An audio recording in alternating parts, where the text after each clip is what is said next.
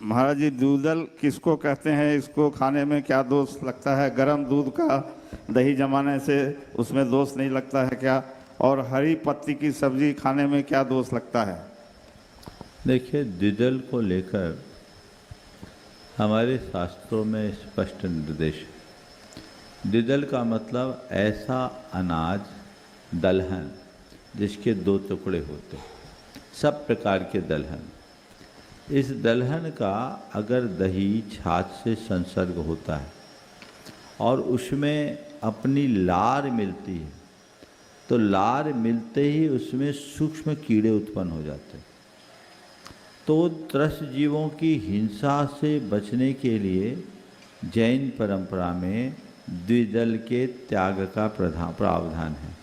क्योंकि हम ऐसी कोई भी चीज़ें लेंगे और खाएंगे तो चबाते समय उसमें लार मिलेगी, लार मिलने से जीव हिंसा होगी। अब सवाल है इसमें द्विदल हम किसको मानें? इसमें कुछ लोगों का कहना है कि कच्चे दूध के दही के साथ द्विदल होता है, पक्के दूध के साथ नहीं होता। ऐसा आसाधर जी ने लिखा भी है और श्वेतांबर स्रोतों में भी ऐसा लिखा गया है। पर आयुर्वेद के कुछ ग्रंथों में कच्चे या पक्के दोनों प्रकार के दूध के दही में होता है। इस विषय में एक बात ध्यान रखने की है कि कच्चा दूध तो अंतर मुहूर्त के बाद ऐसे ही अभक्ष हो गया, तो उसका दही हम कैसे लेंगे? तो दूध दही जमता है तो पक्के दूध से ही जमता है। तो कच्चे हो या पक्के दोनों प्रकार के दूध के दही छाछ का द्विदल मानना चाहिए।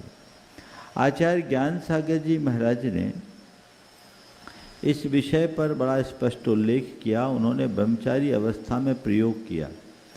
तीतर और बटेर पालने वाले जो लोग होते हैं वो क्या करते हैं, बेसन का घोल और छाछ मिलाते हैं, उसमें थोकते हैं, उसमें कीड़े उत्पन्न होते हैं और बटेर उसको निकाल खाते हैं।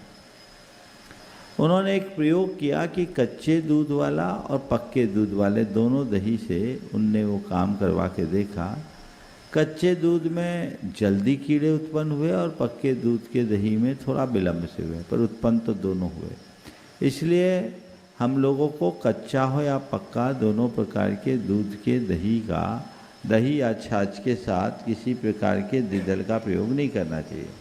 अगर इस हिसाब से हम देखें तो दही बड़ा नहीं खाना, बूंदी का रायता नहीं खाना, पित्तौड़ का रायता नहीं खाना, ये चीज़ें खाने में त्रस्त जीव की हिंसा की संभावना हो तो बढ़िया है, पहले बड़ा खा लो, फिर पानी पी के ऊपर से दही पी सकते।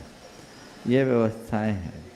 और अब आपको अगर करना ही है तो आजकल तो नारियल के पानी से भी बन जाता है, आप प्रयोग कर लें, उसकी कढ़ी भी बन जाती है। दही का कढ़ी नहीं खाना, इसका खा सकते नारियल का। तो कुछ संघों में आटे की खा लो, बेसन की नहीं खाओ। कुछ संघों में ऐसा होता है, लेकिन हमारे संघ में ऐसी व्यवस्था नहीं है। और बुंदेलखंड और मूल संघ की परंपरा को मानने वाले लोगों में ऐसी परंपरा नहीं है। इसलिए इन सब चीज़ों को ध्यान में रखना। इस विषय में बहुत स्पष्ट उल्लेख आचार्य सूर्य सागर जी के संयम प्रकाश में है। संयम प्रकाश पूर्वार्ध और उत्तरार्ध के हिसाब से दो भाग हैं। पूर्वार्ध में मुनिचर्या है, उत्तरार्ध में श्रावकचर्या है। वो सबको पढ़ना चाहिए। उन्होंने इनका बहुत ही विस्तार से विवेचन किया। और हरी पत्ती का सब्जी, हरी पत्ती बरसात के दिनों में मत खाओ। बरसात के दिनों में सूक्ष्म जीवोत्पत्ति हो जाती है उसमें। बाकी दिनों में जितना कम खाओ उतना अच्छा है। औषधि आदि के निमित्त अगर लेना है तो कोई दोष नहीं।